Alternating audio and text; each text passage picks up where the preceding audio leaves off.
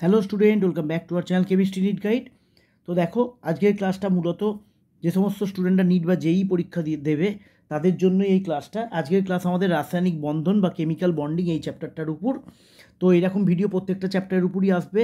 এই ভিডিওটা কিন্তু খুবই হেল্পফুল হবে যারা রানিং ইয়ার স্টুডেন্ট তাদের জন্য। তো দেখো, আমরা কেমিক্যাল বন্ডিংয়ের আজকে একটা ভিডিওতেই 30টা এমসিকিউ আলোচনা করব, যে এমসিকিউগুলো তোমাদের কিন্তু অনেক নতুন থাকতে পারে, কিছু যেগুলো হয়তো তোমরা আগে করোনি বা কনসেপচুয়াল থাকবে। তো মন দিয়ে আমি আশা করব তোমরা প্রত্যেকটা এমসিকিউ ভালো করে শুনবে এবং সলভ করে নেবে। তো চলো শুরু করা যাক। আজকে আমাদের প্রথম এমসিকিউ বলছে, দেখো, which of the following species has tetrahedral geometry. তো টেট্রাহেড্রাল জিওমেট্রি হতে গেলে কিন্তু মূলত সংকরায়ন হতে হয় sp3, ঠিক আছে। এবং কোঅর্ডিনেশন নাম্বার কত থাকে? 4 থাকে। কোঅর্ডিনেশন নাম্বার 4 থাকে এবং সংকরায়ন sp3 হতে হয়। আর কোঅর্ডিনেশন যদি নাম্বার 4 থাকে, যদি সংকরায়ন dsp2 হয়, তাহলে তার জিওমেট্রি হয় স্কোয়ার প্ল্যানার, অর্থাৎ তার জিওমেট্রি হবে এই ধরনের। মাঝে এখানে কেন্দ্রীয় পরমাণুটা থাকবে বা সেন্ট্রাল অ্যাটমটা থাকবে, এই হচ্ছে স্কোয়ার প্ল্যানার হবে। আদারওয়াইজ কী হবে? টেট্রাহেড্রাল হবে এই, ঠিক আছে। কিন্তু sp3 হলেই যে টেট্রাহেড্রাল হবে সেরকম ব্যাপার নয়, কোঅর্ডিনেশন নাম্বারটা 4 থাকতে হবে। কিন্তু কোঅর্ডিনেশন নাম্বার 4 থাকতে হবে, অর্থাৎ কোঅর্ডিনেশন নাম্বার 4 মানে কি? ধরো মিথেন, এখানে কার্বনকে ঘিরে কতজন আছে? 4 জন, ঠিক আছে। তাই কোঅর্ডিনেশন নাম্বার এখানে কার্বনের 4, এই টাইপের আর কি, 4 জন থাকবে। তো দেখো, তোমরা এখানে বাড়িতে সবকটারই সংকরায়নগুলো বার করবে, প্র্যাকটিস হবে তোমাদের ভালো। এইটাতে দেখো, আমরা বোরনের যদি সংকরায়নটা বার করি, তাহলে আমরা সংকরায়নের ক্ষেত্রে আমরা ফর্মুলাটা কি জানি? H ইকুয়াল টু, শর্টেও করতে পারো, তোমরা শর্টেও জানো, V plus M minus C plus A by 2। তো এখানে বোরন আছে কেন্দ্রীয় পরমাণু, বোরনের তাহলে 3। আচ্ছা, এখানে 4টে হাইড্রোজেন আছে, অর্থাৎ মোনোভ্যালেন্ট অ্যাটম 4টে আছে, ঠিক আছে। আচ্ছা, এখানে মাইনাস সি, অর্থাৎ ক্যাটায়নটা নয়, এটা অ্যানায়ন, এবং অ্যানায়নের চার্জ এখানে -1, কিন্তু এখানে অ্যানায়নের সামনে প্লাস আছে, অর্থাৎ +1। অ্যানায়নের চার্জ এখানে 1/2, তাহলে এখানে কত হলো? 4। হাইব্রিড অরবিটালের সংখ্যা 4, অর্থাৎ হাইব্রিডাইজেশন sp3। আচ্ছা, এরপরে এখানে দেখো হাইব্রিডাইজেশন তাহলে sp3 হলো, ঠিক আছে, BH4 এ বিয়ের। এরপরে বাকিগুলো তুমি রিজেক্ট করে দিতেই পারো, কেন? দেখো, এখানে কিন্তু 4টে নেই, এখানে 2 আছে। এর হাইব্রিডাইজেশনও কিন্তু sp3 হবে। আমি করে দেখাচ্ছি, দেখো, H ইকুয়াল টু ভি, নাইট্রোজেনের ভি মানে 5, প্লাস হাইড্রোজেন দুটো আছে, দুটো হাইড্রোজেনেরই যোজ্যতা 1, তাহলে +2। আচ্ছা, -1 আছে মানে এখানে +1/2, তাহলে এখানেও দেখো 4 হলো, এটাও sp3। কিন্তু ওই যে বললাম sp3 হতে পারে, কিন্তু এখানে কিন্তু দুটো আছে, এখানে sp3, কিন্তু এখানে মানে কেন্দ্রীয় পরমাণুকে ঘিরে 4টে হাইড্রোজেন আছে। এখানে তো বাদই দাও, তোমরা এর হাইব্রিডেশন চেক করবে, এর হাইব্রিডেশন হবে sp2 হবে, তো এটা এমনি বাদ চলে যাচ্ছে। আর এখানেও H3O প্লাস, এখানেও অক্সিজেনের হাইব্রিডাইজেশন sp3 হবে, কিন্তু এর শেপ হবে ট্রাইগোনাল পিরামিডাল, ঠিক আছে। এর শেপ হবে ট্রাইগোনাল পিরামিডাল। এর শেপটা হবে ভি শেপ। ভি কেন?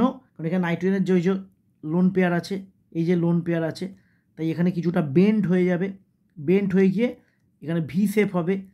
NH2 আর সবার বাইরে আমরা মাইনাস চার্জটাকে এরকম দিয়ে দেবো। তার মানে এখানে রাইট অ্যান্সার কোনটা হবে? টেট্রাহেড্রাল, BH4টা হবে টেট্রাহেড্রাল। কেন হলো? sp3 হাইব্রিডাইজেশন, এবং এখানে কেন্দ্রীয় বা সেন্ট্রাল অ্যাটমকে ঘিরে 4টে হাইড্রোজেন আছে। আচ্ছা, নেক্সট এমসিকিউ বলছে, which molecule is T shaped. তোমরা যখন এইচএস দেবে, মানে 12 পড়বে, তখন ভালো করেই দেখতে পাবে যে এটা টি শেপটা খুব ইম্পর্টেন্ট পরীক্ষার জন্য। ClF3 হবে, এবং এর শেপ হবে এই যে এফ থাকবে এরকম 3টে, আর দুটো থাকবে লোন পেয়ার। এর টি শেপটা হওয়ার কারণ একটাই, যে এখানে তুমি লিখে রাখতে পারো, হেয়ার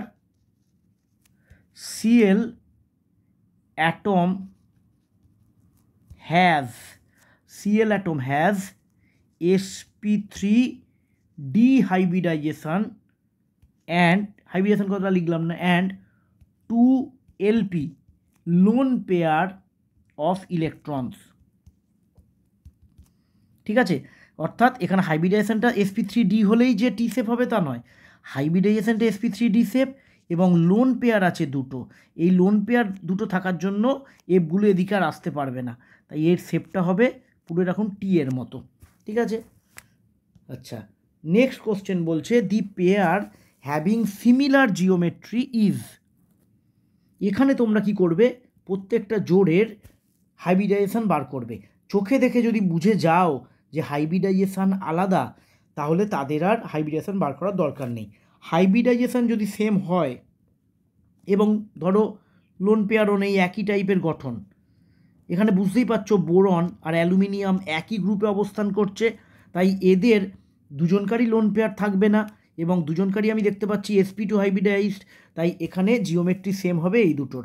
একটু বুঝতে হবে, দেখো একই গ্রুপে আছে, বোরন অ্যালুমিনিয়াম একই গ্রুপে আছে এবং দুজনকার সাথেই F3 আছে, তাই এটা হবে। এখানে দেখে বুঝতে পারছো এখানে লোন পেয়ার আছে, তোমরা জানো তো লোন পেয়ার থাকার জন্য এর হাইব্রিডাইজেশন sp3, এর হাইব্রিডাইজেশন কিন্তু sp2। এরকমভাবে তুমি সব কটা চেক করো, দেখবে দেখো এখানে বোরন, বোরন গ্রুপের BCl3, কিন্তু এখানে PCl3, দেখে মনে হবে একরকম, কিন্তু না, পিতে কিন্তু লোন পেয়ার ইলেকট্রন আছে, তাই এদের শেপ কিছুতেই এক হবে না। এটা তোমরা যেন সরল রৈখিক, এগুলো একটুখানি সেন্স রাখতে হবে যে বোরন অ্যালুমিনিয়াম একই গ্রুপে আছে, একই হাইব্রিডাইজেশন, তো তোমরা হাইব্রিডাইজেশন দেখে বলে দিতে পারবে যে জিওমেট্রি সিমিলার হচ্ছে কি না। এখানেও বলেছে দেখো isostructural species are those which have same shape and hybridisation among the given species identify the isostructural pair. তো এখানেও আমি বলবো তোমাকে তুমি হাইব্রিডাইজেশন বার করবে, এটারও sp3 হবে, এটারও sp3 হবে, এমনি মুখে মুখেই তো প্র্যাকটিস করে আশা করি তোমরা রেডি হয়ে গেছো। বাকিগুলোর ক্ষেত্রে তুমি চেক করতে পারো, আসবে না, তাই এখানে অ্যান্সারটা হবে অপশান বি এরটা। নেক্সট কোশ্চেন বলছে hydrogen bonds are formed in many compounds, ইজি দিয়ে দিয়েছে H2O HF NH3, the boiling point of such compound depends to a large extent on the strength of hydrogen bond and the number of hydrogen bonds.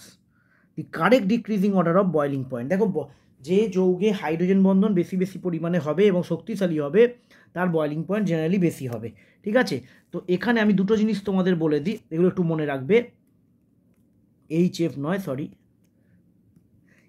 H bond এর strength যদি বলো, strength যদি বলো তাহলে H বন্ডের strength হচ্ছে এইটা HF, তারপর H এর সঙ্গে O, তারপর H এর সঙ্গে N, according to electronegativity. Fluorine সব থেকে বেশি ইলেকট্রোনেগেটিভ, তারপর অক্সিজেন, তারপর নাইট্রোজেন, এটা হচ্ছে H বন্ডের স্ট্রেংথ। কিন্তু এবার বলা হচ্ছে যে ওয়াটার মলিকিউল দেখো আমি লিখে দিচ্ছি, water has A significantly higher boiling point, ওয়াটারের কিন্তু বেশি, দেখো এইটা অনুযায়ী কিন্তু HF এর বেশি হওয়ার কথা ছিল, এটা HF বন্ডের স্ট্রেংথ, কিন্তু water has a significantly higher boiling point because each molecule can form a more extensive network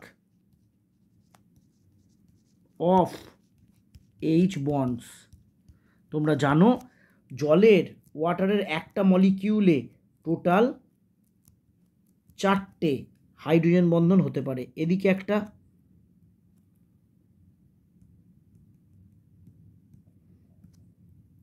এদিকে একটা, এই লোন পেয়ারটা দিয়ে একটা, এই হাইড্রোজেনটা অন্য একটা ওয়াটার মলিকুলের, এইটা, তারপর ওয়াটারের কিন্তু হতে পারে স্ট্রেংথটা HF-এর থেকে কম, কিন্তু ওয়াটারের ক্ষেত্রে এক্সটেন্ট অফ হাইড্রোজেন বন্ডিংটা অনেক বেশি হবে, তাই এখানে জয়েন্ট বা নিট পারপাস এটা কিন্তু তোমাকে মনে রাখতেই হবে।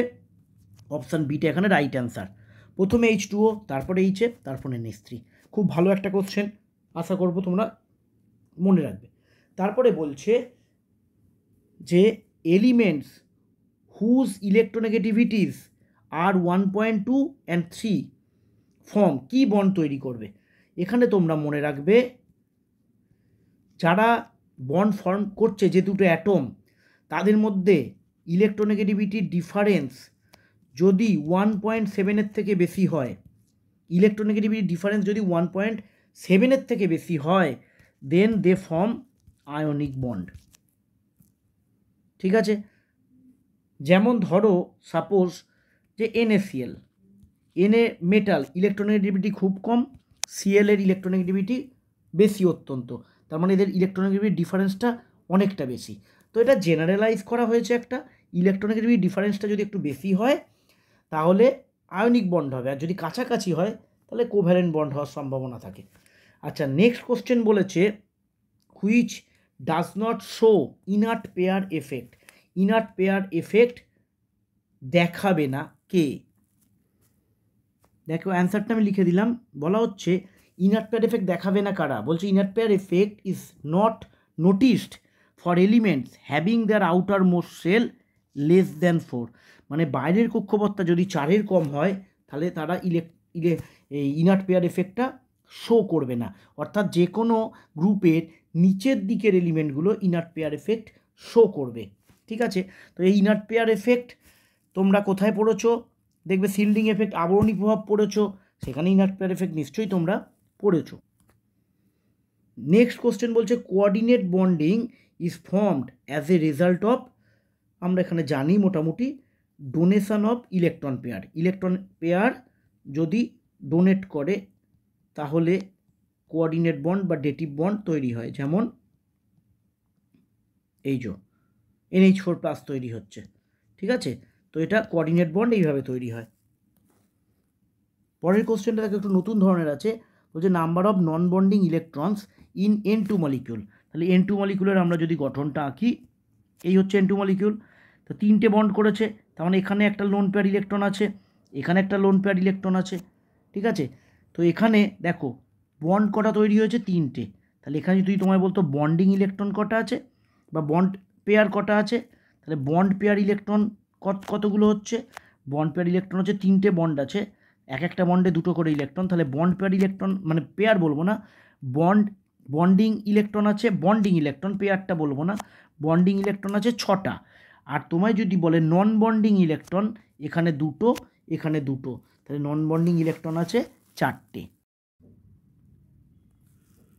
নেক্সট কোশ্চেন দেখো 10এরটা, বলেছে the internuclear distance in H2 and Cl2 molecules 74 and 198 pm picometre respectively. The bond length of HCl may be. তো এখানে দেখো যখন কোনো সমযোজী অণু থাকে,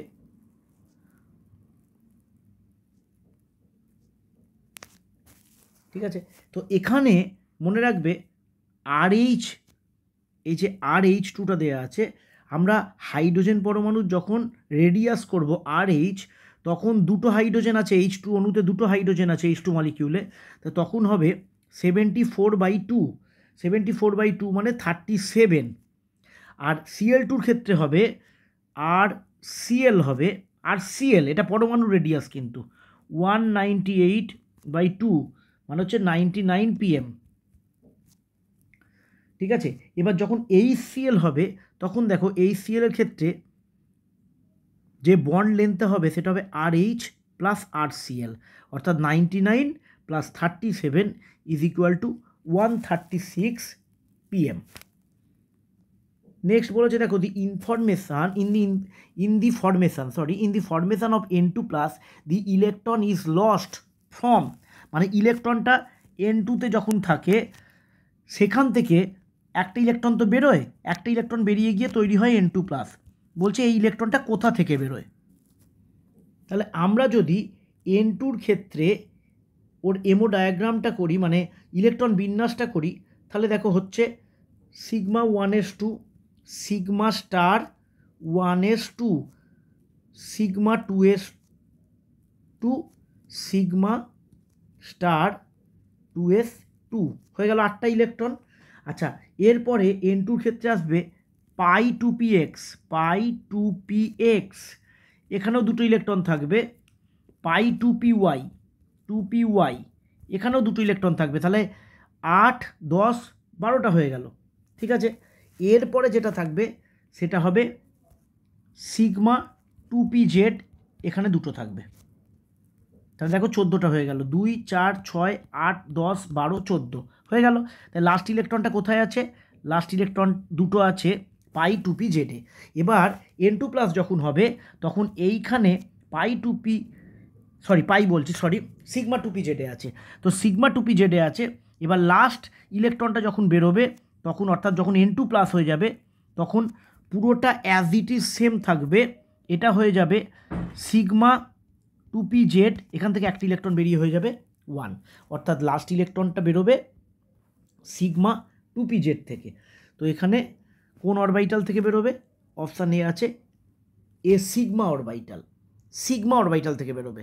অপশানে আছে দেখো, এক সিগমা অরবিটাল, এ পাই অরবিটাল, এ পাই স্টার অরবিটাল, তারপরে সিতে আছে সিগমা স্টার অরবিটাল, পাই স্টার অরবিটাল, তাহলে এখানে দেখতে পাচ্ছি সিগমা থেকে বেরোবে।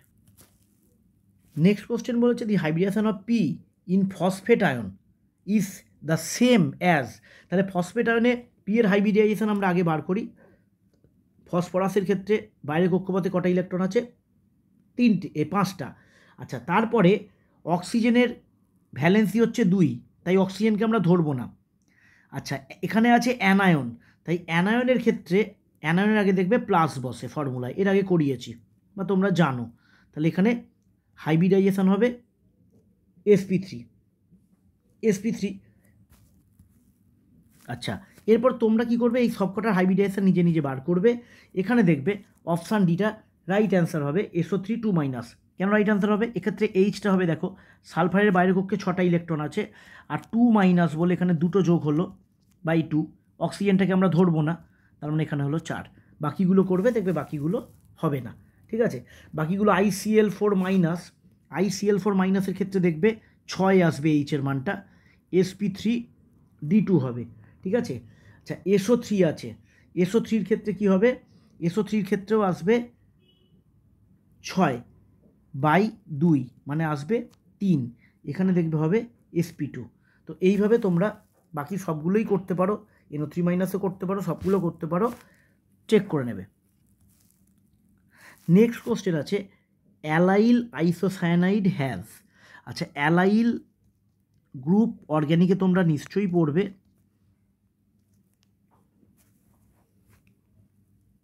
এই গ্রুপটাকে বলা হয় অ্যালাইল গ্রুপ।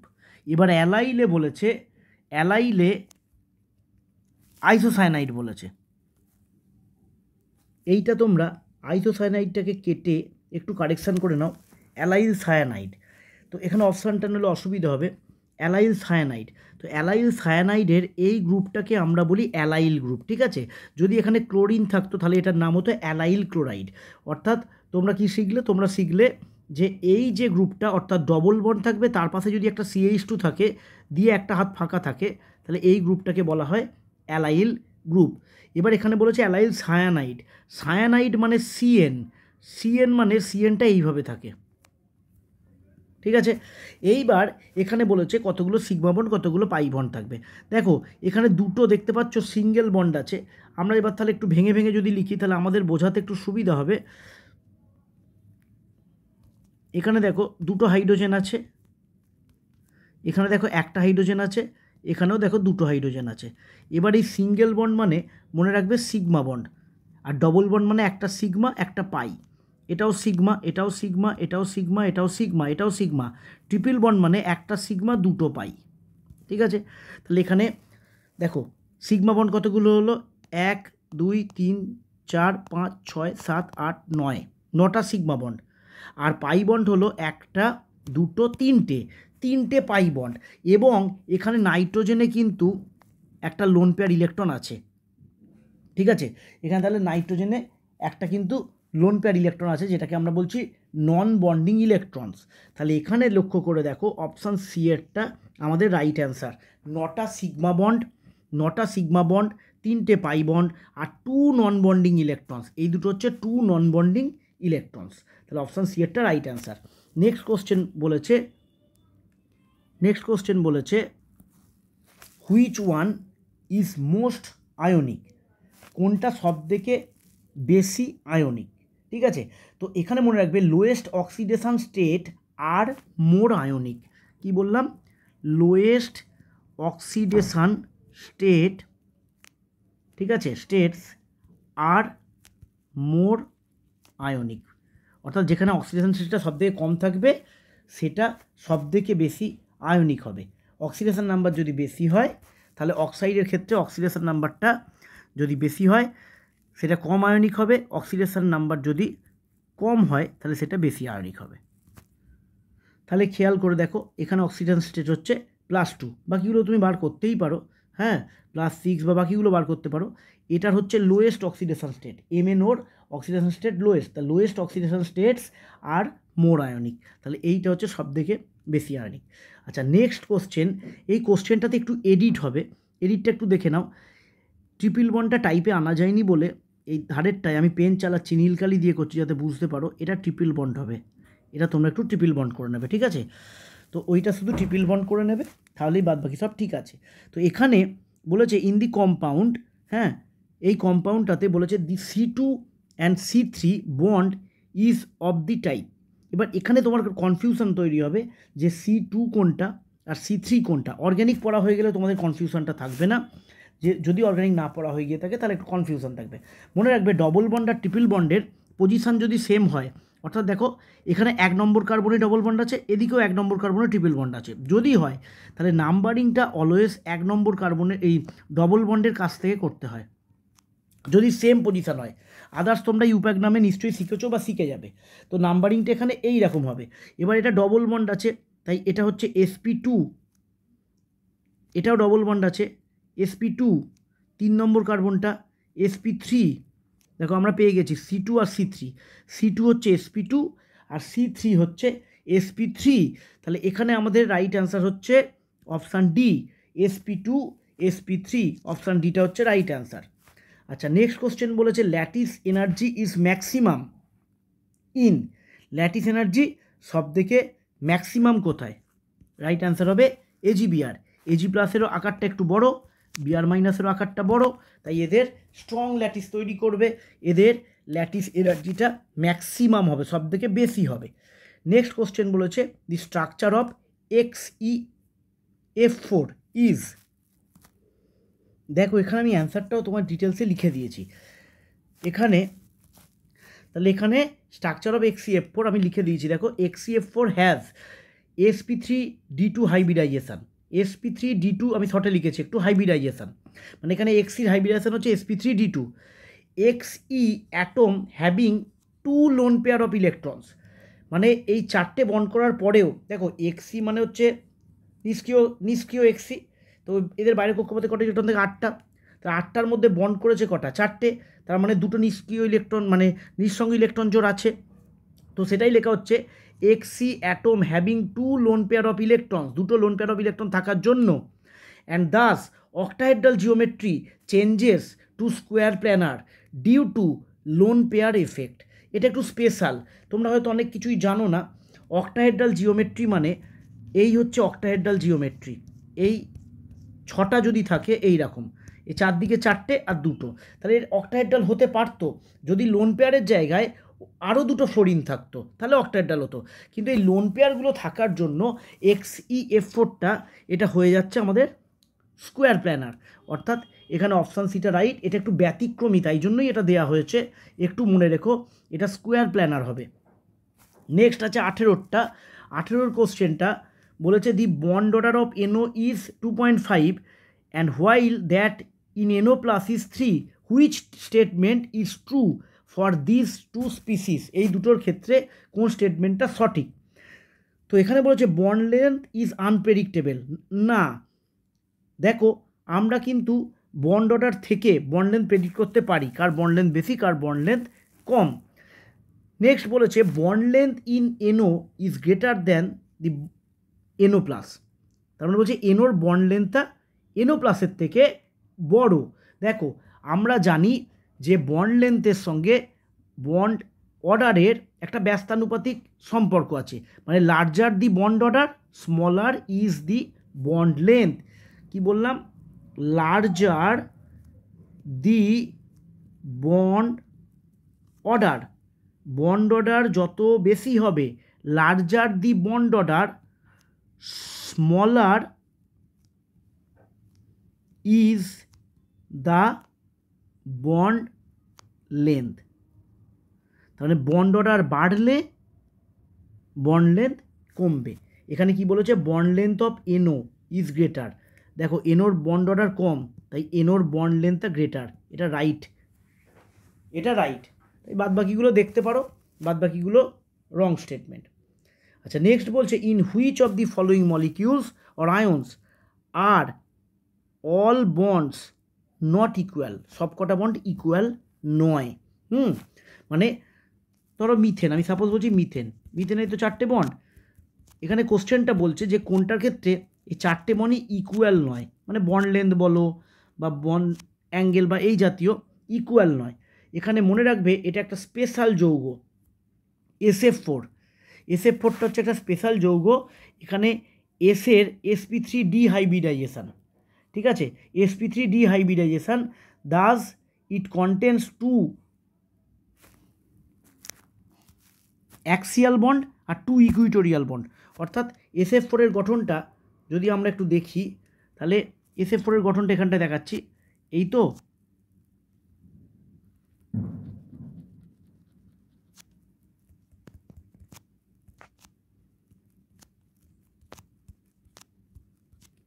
দেখো এখানে একটা লোন পেয়ার আছে, এর গঠনটা এমনই হয় যে এই এমনি লাইনে যে দুটো লেখা, এই দুটো বন্ডের যা বন্ড লেন্থ হবে, এই দুটো বন্ডের বন্ড লেন্থ আলাদা হবে। এর বন্ড লেন্থ হবে 154.5 PM, আর এর বন্ড লেন্থ হবে 164.6 PM। দেখো এগুলো জয়েন্ট বা নিটের জন্য আমি বলবো এই স্পেশাল যেগুলো থেকে আমি কোশ্চেন দিলাম, এগুলো প্র্যাকটিস করে কেউ মুখস্থ করে ফেলাটাই বেটার, ঠিক আছে। পরীক্ষার সময় তোমার কি এটা মুখস্থ রাখা সম্ভব? তোমার শুধু এইটাই মনে রাখতে হবে যে SF4টা এমন একটা যৌগ যেখানে 4টে বন্ড লেন্থ ইকুয়াল নয়, বিকজ এখানে দুটো বন্ড থাকে অ্যাক্সিয়াল, দুটো বন্ড হচ্ছে অ্যাক্সিয়াল আর দুটো বন্ড হচ্ছে ইকুইটোরিয়াল, ঠিক আছে। তাছাড়াও একটা লোন পেয়ার ইলেকট্রন থাকে। কাজেই এটা তোমাকে একটু মনে রাখাই ভালো যে এখানে 4টে বন্ড ইকুয়াল নয় SF4-এ, বাদ এইগুলোতে মোটামুটি ইকুয়াল। নেক্সট কোশ্চেন বলছে, among the following the paramagnetic compound is, কোনটা প্যারাম্যাগনেটিক? এখানে ভালো করে মনে রাখবে, তোমরা অক্সাইড পড়েছো, এটা পার অক্সাইড, এটা ওজন বাদ দাও, এটা N2O, এটা হচ্ছে কি অক্সাইড? এটা হচ্ছে সুপার অক্সাইড। তো সুপার অক্সাইডটা কীভাবে বিয়োজিত হবে? K+O2-, এই যে O2- হলো, এই O2- has 1 unpaired electron. O2- unpaired electron থাকে, আনপেয়ার্ড ইলেকট্রন থাকে। তো আনপেয়ার্ড ইলেকট্রন যদি থাকে তারা তো প্যারাম্যাগনেটিক হবেই। কাজেই তোমরা এটাকে এইভাবে মনে রাখবে যে সুপার অক্সাইড যদি কখনো হয়, সেগুলো জেনারেলি প্যারাম্যাগনেটিক কিন্তু হওয়ার চান্স থাকে, সেগুলো প্যারাম্যাগনেটিক হয়। নেক্সট কোশ্চেনে বলেছে, in which of the process bond order increase করবে, ম্যাগনেটিক বিহেভিয়ার চেঞ্জ হবে। বন্ড অর্ডার ইনক্রিজ করবে এবং ম্যাগনেটিক বিহেভিয়ার চেঞ্জ হবে। দেখো এনোতে ইলেকট্রন সংখ্যা 15, প্যারাম্যাগনেটিক হবে। 15 মানে বুঝতেই পারছো অযুগ্ম ইলেকট্রন থাকবে। NO+ ইলেকট্রন সংখ্যা 14, এটা হবে ডায়াম্যাগনেটিক। এবং এখানেই কিন্তু বন্ড অর্ডারটা বাড়বে, বাদ বাকিগুলোতে কিন্তু কমবে। তো এখানে বন্ড অর্ডারটা বাড়বে এবং ম্যাগনেটিক প্রপার্টিটাও তোমরা চেক করে দেখে নিতে পারো যে NO থেকে NO+ যদি যায়, NOটা ছিল প্যারাম্যাগনেটিক, NO+টা ডায়াম্যাগনেটিক, এবং বন্ড অর্ডার এখানে ইনক্রিজ করবে। দেখো নেক্সট কোশ্চেন, স্টেটমেন্টের কোশ্চেন, যেটা among the following statement the correct statement about PH3 and NH3s। তো আমরা একবারে অ্যান্সারের পয়েন্টটাতেই ফোকাস করছি। ওখানে অপশান সিটা রাইট অ্যান্সার। এটা ক্লাস 12-এও তোমরা পাবে। NH3 যেটা রয়েছে আর PH3, এদের গঠন মূলত একই টাইপের, কারণ এরা একই গ্রুপে আছে, নাইট্রোজেন এবং ফসফরাস। এবার দেখো এখানে N এর লোন পেয়ার ইলেকট্রন আছে, এখানে P এর লোন পেয়ার ইলেকট্রন আছে। এইবার এই লোন পেয়ার ইলেকট্রনটা N আর P এর মধ্যে, এখানে N আগে ডোনেট করবে। কেন? কারণ এখানে এই যে বন্ড পেয়ার ইলেকট্রনগুলো আছে, এগুলো নাইট্রোজেনের দিকে চেপে থাকবে। কেন চেপে থাকবে? কারণ nitrogen is more electronegative than phosphorus. তাই মানে বন্ড পেয়ার ইলেকট্রনগুলো নাইট্রোজেনের দিকে চেপে থাকবে। এইটা চেপে থাকার জন্য কি হবে, নাইট্রোজেনের আকার ছোট। এই ছোট আকারে দেখো নাইট্রোজেনের ইলেকট্রন ঘনত্বটা, ইলেকট্রন ডেনসিটিটা কি হয়ে গেল, electron density is more in nitrogen. তো ইলেকট্রন ডেনসিটি যদি বেশি হয় তাহলে ইলেকট্রন কী হবে, ডেনসিটিটা বেশি হলে ইলেকট্রন বিকর্ষণ, রিপালসান, ইলেকট্রন রিপালসানটাও কী হয়ে যাবে, হায়ার হয়ে যাবে। তো ইলেকট্রন যদি রিপালসান হায়ার হয়ে যায় তাহলে এক্ষেত্রে নাইট্রোজেন তার নিঃসঙ্গ ইলেকট্রন জোটটা সহজেই অন্য কাউকে দিয়ে দিতে চাইবে, rather than phosphorus in pH3। কেন? এখানে ফসফরাস তুলনামূলক কম ইলেকট্রোনেগেটিভ, তাই ইলেকট্রনগুলো তুলনামূলক মাঝামাঝি জায়গায় থাকবে, ইলেকট্রন ডেন্সিটিটা তুলনামূলক কম হবে, তাই দেবে না বলছি না, দেবে, কিন্তু আগের যৌগটার তুলনায় কম দেবে। তাই এখানে কি আছে দেখো না, NH3 is better electron donor. এই যে ইলেকট্রন ডোনার, বা তোমার এখানে ইলেকট্রন ডোনার না বলতেই পারতো যে NH3 is better Luis base. এই ইলেকট্রন ডোনেট করা মানেই হচ্ছে লুইস বেসিসিটি, যে আগে ইলেকট্রন ডোনেট করবে সেটা হচ্ছে লুইস বেস।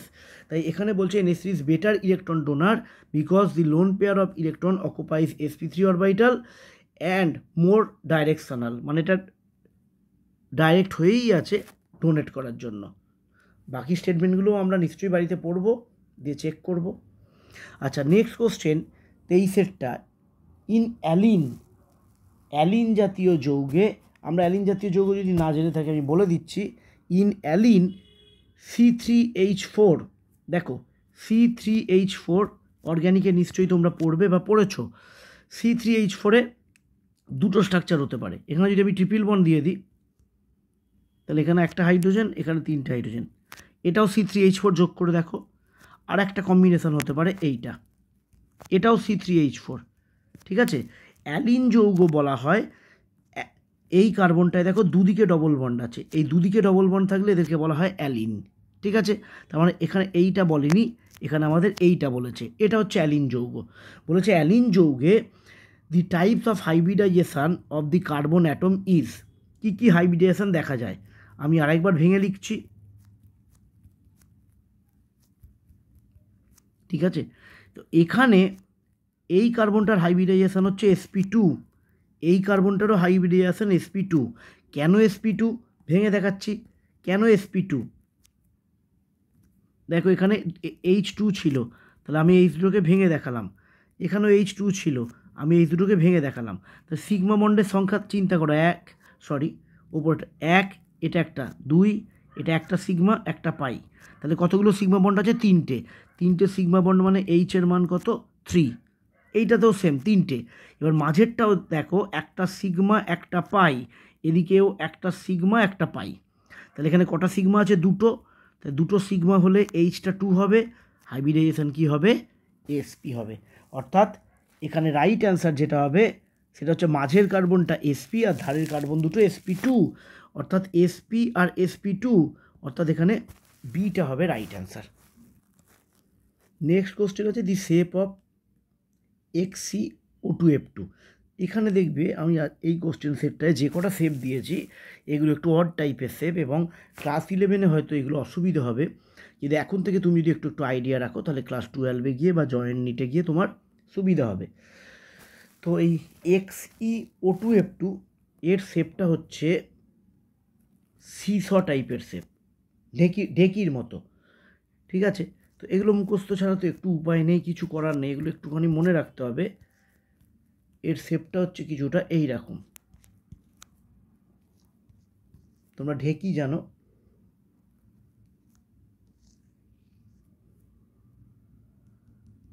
এটা একই প্লেনে আছে, তাহলে এটা এক প্লেনে রয়েছে, অর্থাৎ জেনন ইন, মানে জেননের in XeO2F2 shows sp3d hybridisation. তোমরা হাইব্রিডাইজেশন চেক করতে পারো, আমি দেখিয়ে দিচ্ছি হাইব্রিডাইজেশনটা। দেখো H ইকুয়াল টু, জেননে 8টা ইলেকট্রন আছে, তার মধ্যে 2টো আছে ফ্লোরিন, তাহলে কত হলো, 2 হলো, ডিভাইডেড বাই 2, তাহলে 5, 5 মানে sp3d। তাহলে xenon in XeO2F2 shows sp3d hybridization having one lone pair of electron এবং এর গঠন হচ্ছে সিস, এর গঠনটা ঢেকির মতো কিছুটা। তো পরীক্ষায় দিলে এই যে সিস দেখতে পাচ্ছ বা আগেরগুলো যেটা করলাম অ্যাক্সিয়াল ইকুইটোরিয়াল, এই টাইপের কোশ্চেনগুলো কিন্তু দেওয়ার সম্ভাবনা বেশি থাকে, তাই এটা একটু মনে রাখার চেষ্টা করবে। যদি পারো একটা নোট খাতাতে সিস এরকম গঠন কটা পাবে, একটা 12-এ উঠে হয়তো একটা পেলে দুটো, তাহলে সিস এগুলো স্পেশাল গঠন, তাহলে তুমি লিখে রেখে দিলে ঢেকির মতো গঠন বা সিস গঠন, দুটো যৌগের স্ট্রাকচারটা এঁকে রেখে দিলে। নেক্সট কোশ্চেনে কি বলেছে, which one of the following orders it's not according with the property stated against it, মানে কোন অর্ডারগুলো ঠিক নয়। দেখো ফ্লোরিন সব থেকে বেশি ইলেকট্রন নেগেটিভ, এখানে যদিও FCl দিলে ভালো হতো, যাই হোক ফ্লোরিনের ইলেকট্রোনেগেটিভিটি সব থেকে বেশি, কারণ আমরা জানি এইভাবে ইলেকট্রোনেগেটিভিটি ডিক্রিজ করে, ঠিক আছে, তাহলে এটা রাইট। এইটাতে ব্যতিক্রম আছে, তাই এটা আমাদের ক্লাস 12-এ লাগবে, এগুলো সব হ্যালোজেন যে গ্রুপটা আছে সেখানে লাগবে। তো এখানে মনে রাখবে এইটাতে ব্যতিক্রম আছে, এর এক্স্যাক্ট অর্ডারটা হচ্ছে Cl2-র বন্ড ডিসোসিয়েশন এনার্জি অর্থাৎ বন্ধন বিয়োজন শক্তি Cl2-র সব থেকে বেশি, তারপর Br2, তারপর F2, তারপর I2। যদি বলো এটা কেন হচ্ছে, কারণ তোমরা জানো যে বন্ধন দৈর্ঘ্য যত ছোট হয় সেই বন্ডটাকে ভাঙতে তত বেশি শক্তি লাগে বা এনার্জি লাগে, ঠিক আছে। তো সেই লজিকে F2 হওয়ার কথা ছিল, কিন্তু এফের আকার এতটাই ছোট যে এখানে এই যে লোন পেয়ার ইলেকট্রনগুলো আছে এর আকারটা ছোট হওয়ার জন্য এই লোন পেয়ারের সঙ্গে বন্ড পেয়ারের একটা বিকর্ষণ হয়, যার কারণে এটা উইক হওয়ার কথা ছিল না, তবুও এই বন্ডটা কিন্তু দুর্বল বা উইক প্রকৃতির হবে। তাই এই অর্ডারটা ব্যতিক্রমী, এটা I2, এই অর্ডারটা ব্যতিক্রমী, তাই এটা মুখস্থ রাখাটা ভালো যে বন্ড ডিসোসিয়েশন এনার্জি সব থেকে বেশি কার হবে, সব থেকে বেশি Cl2-র হবে, F2-র হবে না। আর বাকিগুলো তো জানো, এটা হবে, এটা কি হচ্ছে অক্সিডাইজিং পাওয়ার মানে জারণ ক্ষমতা, মনে রাখবে ইলেকট্রোনেগেটিভিটি বাড়লে জারণ ক্ষমতাটাও বাড়ে।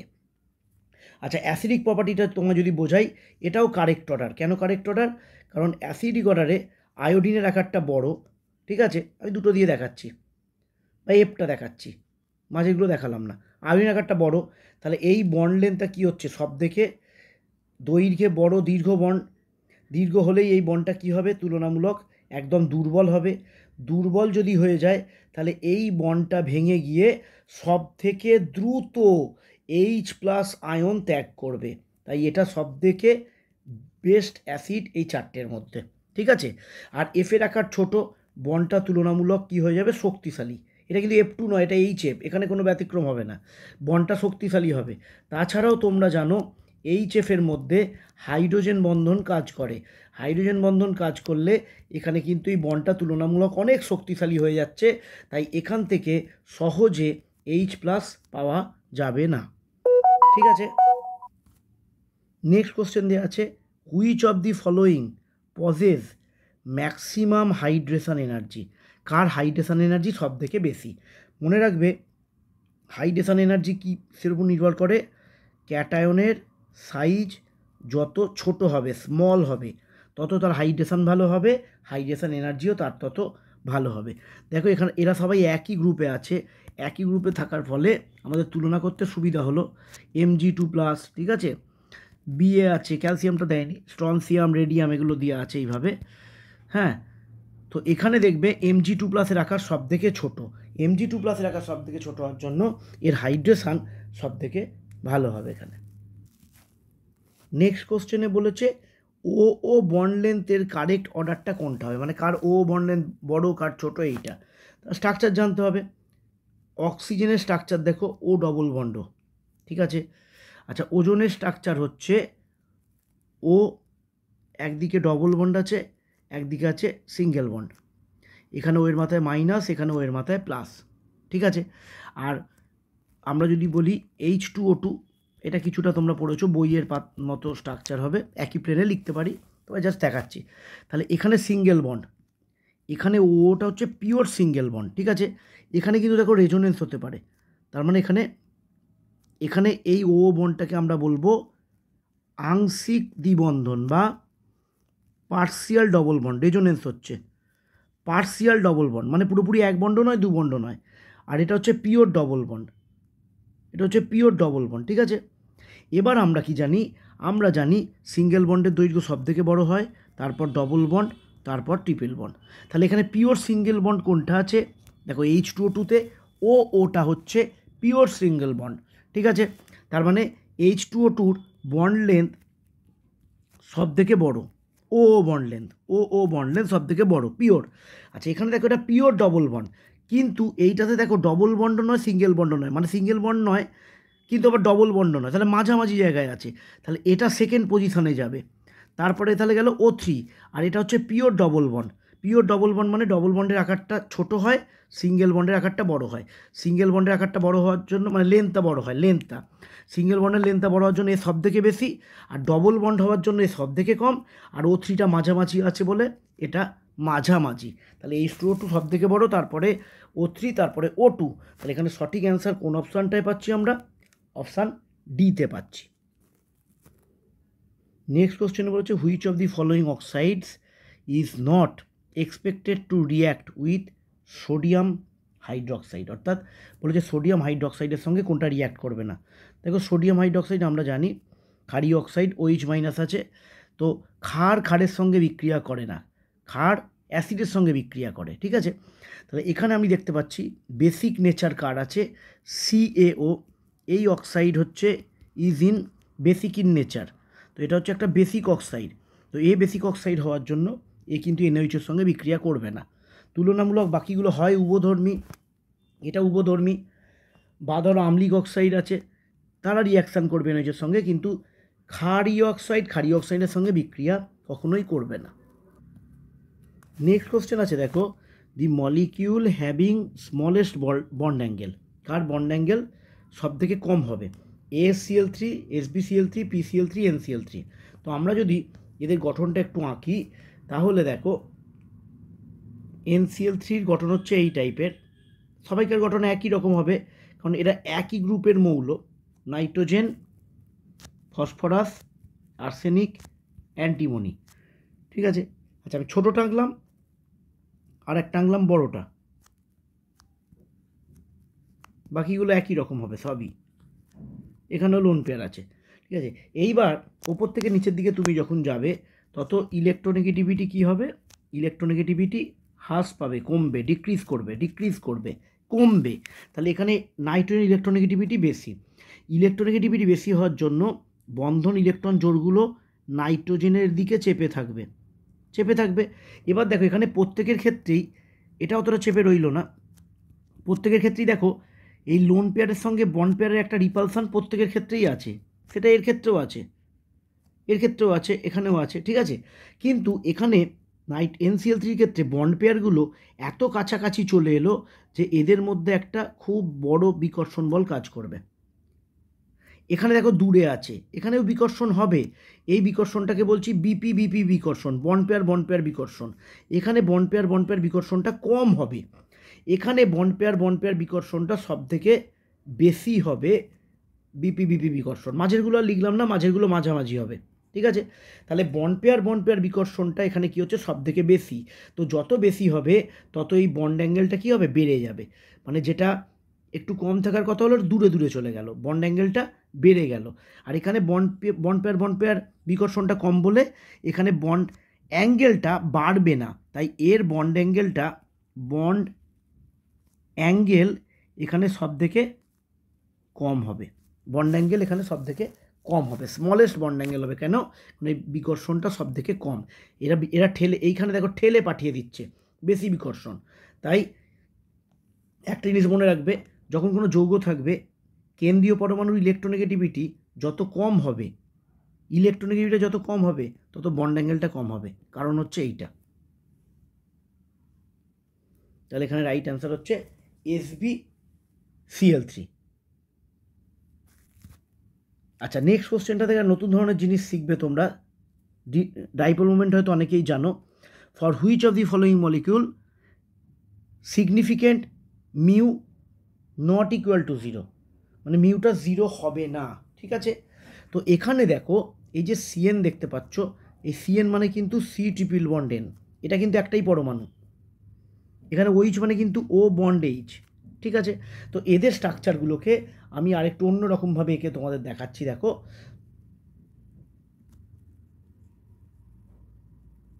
দেখো সিএল একটাই পরমাণু, এখানে পরিষ্কার বোঝা যাচ্ছে এটা এদিকে টানছে, এটা এদিকে টানছে, ক্যান্সেল হয়ে যাচ্ছে, মিউটা 0। তোমাদের যদিও দেখে সবকটাই 0 মনে হচ্ছে। সিএন দেখো, সিএন ট্রিপল বন্ড, ঠিক আছে? ট্রিপল বন্ড মানেই কিন্তু সরল রৈখিক হয় তার গঠন, সরল রেখায় হয় গঠন, ডান দিক বাঁ দিক নয়, সরল রৈখিক গঠন। আমরা লিখতে পারি এইভাবে, অসুবিধার কিছু নেই, কিন্তু এর গঠনটা সরল রৈখিক হয়। সরল রৈখিক মানে দেখো এখানেও যদি টানে তাহলে এটাও মিউটা 0 হয়ে গেল। কিন্তু এবার দেখো ওইচের ক্ষেত্রে দুটো পসিবিলিটি থাকে। ওইচ এরকম এখানে লোন পেয়ার আছে অক্সিজেনের 2 জোড়া, ঠিক আছে? এটাও হতে পারে। আবার একটা পসিবিলিটি কি হতে পারে, এটাও হতে পারে, আমি আর লোন পেয়ারগুলো দেখালাম না, এটা হতে পারে। তো এটার ক্ষেত্রে ক্যান্সেলে কমে গেলেও এটার ক্ষেত্রে কিন্তু ক্যান্সেল হবে না, কারণ দেখো এখানে অক্সিজেন টানছে ঠিকই, এরটা এদিকে একটা কাজ করছে, এর একটা এদিকে কাজ করছে। সুতরাং যখন আলাদা অ্যাটম হচ্ছে, এখানে যেমন একটাই অ্যাটম ছিল, এখানে দুটো অ্যাটম আলাদা, কার্বন আর নাইট্রোজেন, কিন্তু সরলরৈখিক ছিল, ওরা মেঘতে পারছিল না ডান দিক বাঁ দিক। কিন্তু এখানে ডান দিক বাঁ দিক এটার ক্ষেত্রেও মেঘতে পারবে, এসএইচের ক্ষেত্রেও মেঘতে পারবে, ঠিক আছে? এসএইচের ক্ষেত্রেও মেঘতে পারবে। তো এটা মনে রাখতে হবে তোমাদের, একটু এখানেও লোন পেয়ার আছে, মনে রাখতে হবে যে এসএইচ বা ওইচ যদি হয় তার দ্বিমেরু ভ্রামক কিন্তু >0 হবে। কি করে হচ্ছে তোমায় আমি ছবিতে পরিষ্কার দেখিয়ে দিলাম। এটা ক্যান্সেল হচ্ছে না, কোনো মতেই ক্যান্সেল হচ্ছে না, কোনো মতেই সেম হচ্ছে না, ক্যান্সেল হচ্ছে না। এটা দেখো এদিকে টানছে, এটা দেখো অক্সিজেন টানছে, তাহলে একটা এরকম লব্ধি থাকছে, এদিকেও একটা লব্ধি থাকছে। তাহলে আর যাই হোক, কমবে বা বাড়বে বড় কথা নয়, ক্যান্সেলটা হচ্ছে না পুরোপুরি, ঠিক আছে? তো এখানে আমরা দেখতে পাচ্ছি, দেখো ডিটা রাইট অ্যান্সার বলেছে, significant mu not equal to 0, mu not equal to 0 3-এর এবং মিউ নট ইকুয়াল টু 0 4-এর। তাহলে রাইট অ্যান্সার হচ্ছে 3 এবং 4। তো এই ছিল আমাদের একটা ভিডিওর মাধ্যমে, অ্যান্সার কিও দেওয়া আছে এখানে, চেক আউট করে নেবে। এই ছিল একটা ভিডিওর মাধ্যমে আমাদের কেমিক্যাল বন্ডিংয়ের টোটালটা। এগুলো মেনলি জেই আর নিট স্টুডেন্টদের জন্য এই রকমের ভিডিও আসতে থাকবে। এরপরেই আমাদের খুব শীঘ্রই আসবে জারণ বিজারণ চ্যাপ্টারটা নিয়ে, এবং আমরা চেষ্টা করব প্রত্যেক রবিবার রাত 9টায় ভিডিওটা আনার, প্রত্যেকটা নতুন চ্যাপ্টারের প্রত্যেক রবিবার।